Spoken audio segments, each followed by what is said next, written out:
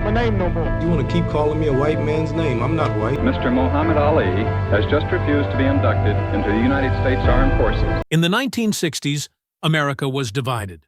War overseas, riots at home, and in the middle of it all, a young black man stepped up and said, "I ain't got no quarrel with them Viet Cong." That man was once called Cassius Clay, but the world would soon know him as Muhammad Ali. He wasn't just a boxer, he was the heavyweight champion of the world. And still, they tried to silence him, stripped of his titles, banned from the sport he loved, labeled a traitor by the press. But just when it seemed like no one would stand with him, a voice broke through from an unexpected place. Late-night television. Johnny Carson, America's favorite host, took a chance that most wouldn't, and in doing so, he changed the conversation and television itself. This is the untold story of friendship, risk, and what happens when a man refuses to back down, in the ring or on national TV. Before the world knew him as the greatest, he was just Cassius Marcellus Clay Jr., a kid from Louisville with fast hands and a faster mouth. In 1964, after defeating Sonny Liston in one of boxing's biggest upsets, Clay dropped a second bombshell. He announced he had joined the Nation of Islam. Just days later, he told the press, "Cassius Clay is my slave name. I didn't choose it, and I don't want it. I am Muhammad Ali, a free man." America wasn't ready. Reporters refused to use his new name. Other fighters mocked him. Even the government began to take notice. But Ali wasn't done making headlines. In 1967, Ali refused to be drafted into the Vietnam War. He stood before the world and said, "Why should they ask me to put on a uniform and go 10,000 miles from home to drop bombs and bullets on brown people in Vietnam, when so-called Negro people in Louisville are treated like dogs?"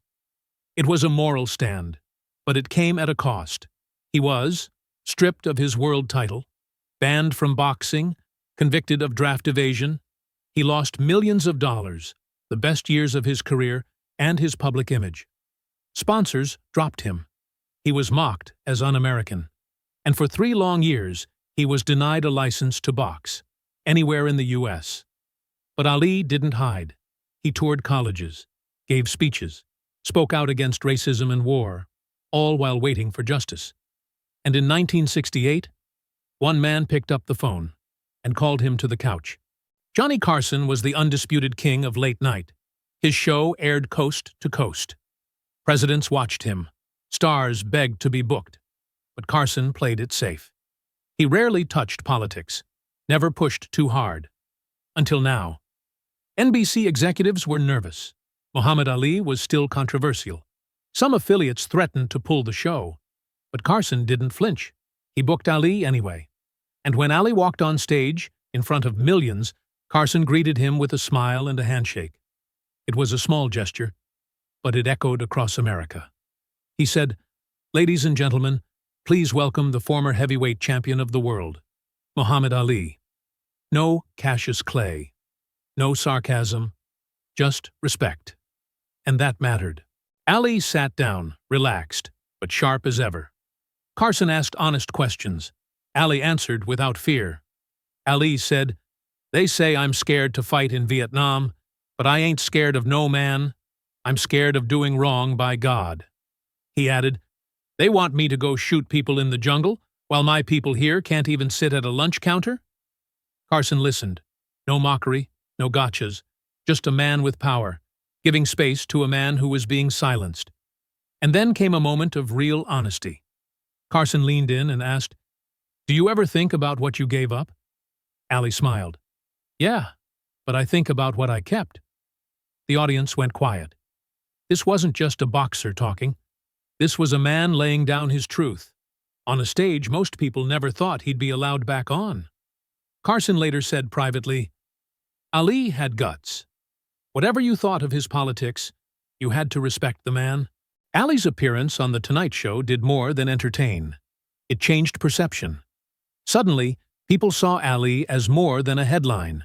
They heard his voice, saw his charm, felt his pain. And Johnny? He showed the country that listening is leadership. No shouting, no judgment, just a conversation. Ali would return to Carson's show over a dozen times in the years ahead.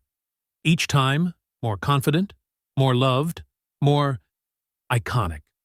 Their chemistry was unmatched.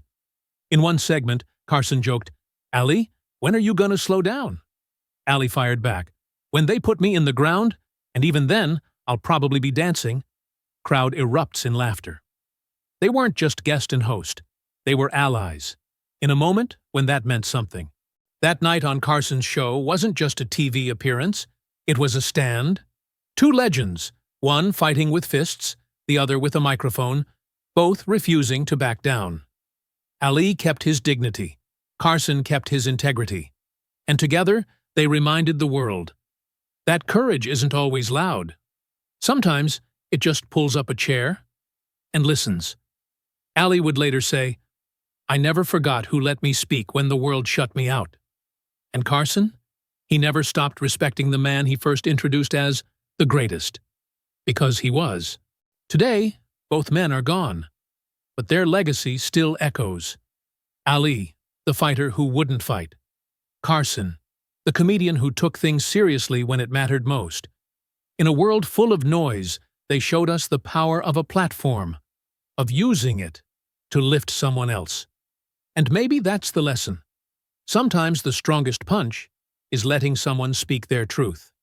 If this story moved you, like, subscribe, and share it.